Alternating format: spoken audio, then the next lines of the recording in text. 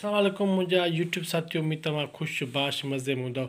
दोस्तो, ही ॿई नावल आहिनि, ॿई तर्जुमा आहिनि।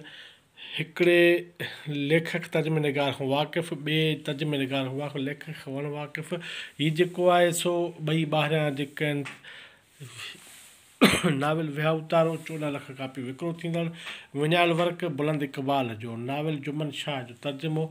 जुमन शाह जो अॻ में बुलंद इक़बाल जो तर्जुमो कयो भॻल दीवार नाले सां। सो उहो नाविल बि मार्केट में हले थो, वाह उतारो।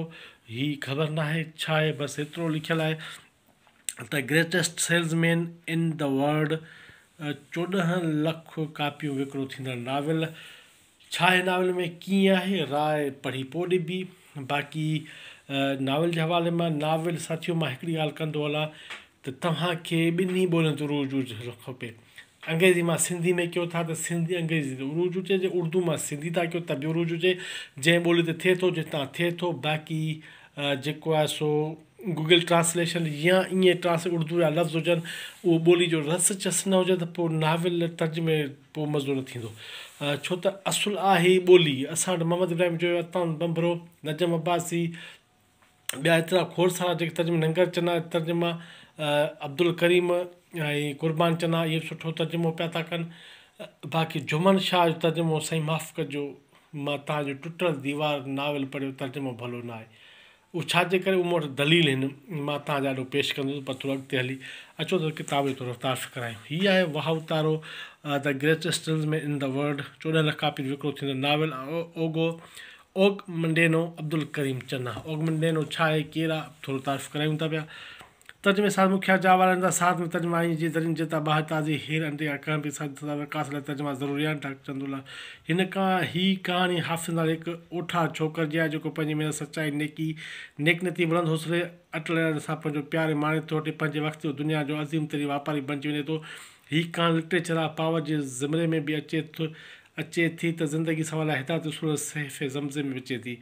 कहाणी हज़रत ईसा जे वलादत वारे वाक़े जदीद ईसा जे बानी सेंट पाल ज़िंदगी चमड़ी नमूने रंग ॾिनो वियो आहे। उन सभु लेखक ओग मंडेनो ख़िलाफ़ु वॾो ममण मतो, हिन ख़िलाफ़ु वॾी इतिहाद पर सुधरियल मुल्क में मथां न त को हमिलो थियो, न ई मज़हब जी छेड़छाड़ करे सभु का सज़ा मिलंदी। उन मुल्क में कानून हालतुनि जी अहमियत निजी ज़िमेवारी सणो मिसाल मिले थो। ओग मंडेनो असां जहिड़े घुटियल ॿुसड़ मुल्क में जे हाथ मज़हबी शख़्सियत जे तोहिन इल्ज़ाम में या त काफ़र करार ॾेई मारिया वञा या वरी अदालत पारां मज़हब जी तोहिन मुक़दमे सज़ा माणे उमिरि क़ैद या फांसीअ तख़्त ते चाढ़ियो वञे हा। अब्दुल करीम चन्ना सॻियूं। महिरबानी अब्दुल करीम साईं, तव्हांजी महिरबानी। सिंधी अदब में तर्जुमे में किताब ॾियो था पिया, पढ़ायो था पिया। हीअ साथियो घुराइणु चाहियो, ॾस पंधो आहे, हीअ एड्रेस आहे, इदारे जी कॉल करे घुराए सघो था। अर्पण आहे मुंहिंजा प्यारा भाइरो नदीम अज़ीज़ आबिद अव्हां लाइ इंतिहाई प्यारे बाबो मां इदारे पारां ॿ लफ़्ज़ आहिनि। विया उतारो हीअ किताबु असांजे विकिरे जे 10 बुनियादी उसूलनि खे ॾाढे सुहिणे नमूने पेश करे थो। असां मां हर हिकु वापारी आहे, लेखक तजुर्बे मंझां ॻाल्हाए थो, हिन जी ॾाढी सलाह हर शख़्स खे घणी कामयाबी मां मदद कंदे मां हिन किताब हर शख़्स लाइ सिफ़ारिश करियां थो। John Brian, university of नॉटर-डेम।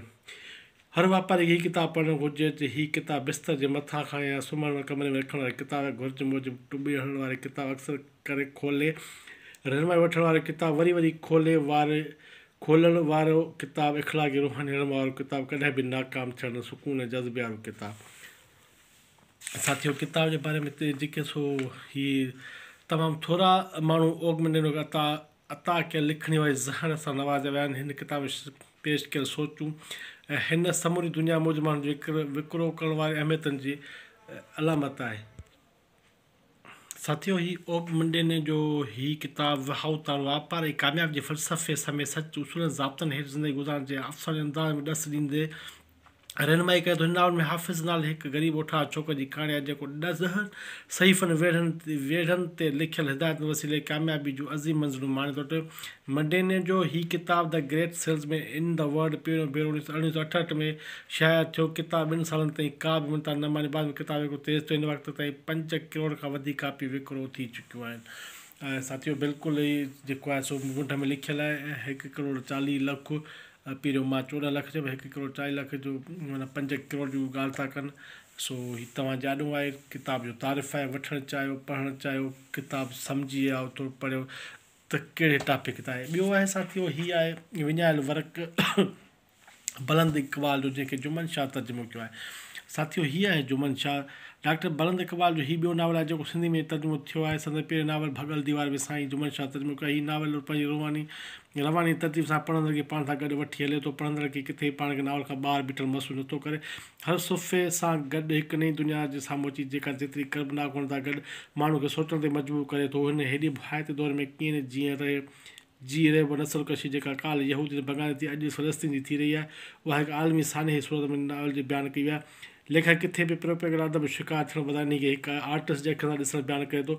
Novel में तारीख़ मौजूदु दौर कीअं हिक ॿिए खे ॻंढियो जो पढ़ंदड़ जे ज़हन ते असुलु मौजूदु ग़ाइबु न थिए। पढ़ंदड़ किथे हक़ीक़त आशिना थी। डॉक्टर बुलंद इक़बाल जी नावल जा किरदार जिते पंहिंजी विञाइजी वियल सुञाणप जी ॻोल्हा में आहिनि, उते तारीख़ जे मुंहुं तां परदो खणंदा। हिन नावल में हिकु बहितरीनु फिल्म बि ठही सघे थी, जेका ठही वई त यकीन उहा तारीख़ वधीक उघाड़ी करे विझंदी। हिन नावल जो तर्जुमो थी सिंधी ॿोली में छपिजण लाइ हिकु सुठो सवण सम्झी सहे जुमन शाह खे वधाइनि। साथियो, साईं जुमन शाह जा हिकिड़ी ॻाल्हि कंदो हलां त हिन जो जेको अॻु में भॻल दीवार जेको तर्जुमो कयो, तर्जुमो भलो न हो। उन में साथी हिकिड़ो लफ़्ज़ चवंदा त मुझे मत जलाओ। उन में जेको तर्जुमो सिंधी कयो आहे, तव्हां पाण चओ त हीउ जुमिलो जेको किताब में उहो ठहे थो, मुझे मत जलाओ जो सिंधी तर्जुमो मूंखे न ॿारियो कयो आहे।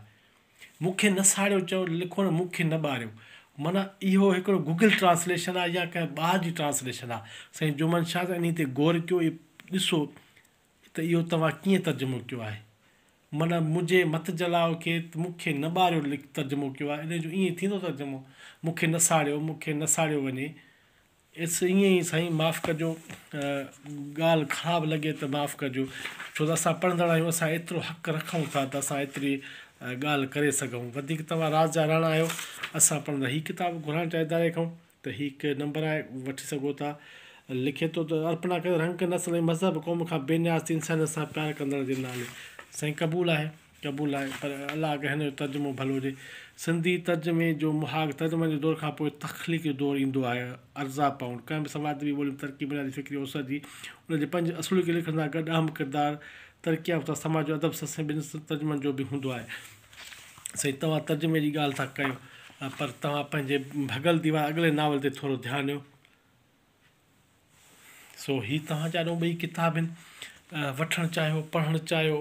ॿई किताब मार्केट में पिया आहिनि, मिली था न आसानी सां। नावल ॿिनी तर्जुमा, हिकिड़े जूं 5 करोड़ कापियूं, हिकिड़ो थींदो हिकिड़ो हाणे। चैनल खे सब्सक्राइब ऐं वीडियो खे लाइक कंदा त तव्हांजा लख थोरा लख लाइक साथी।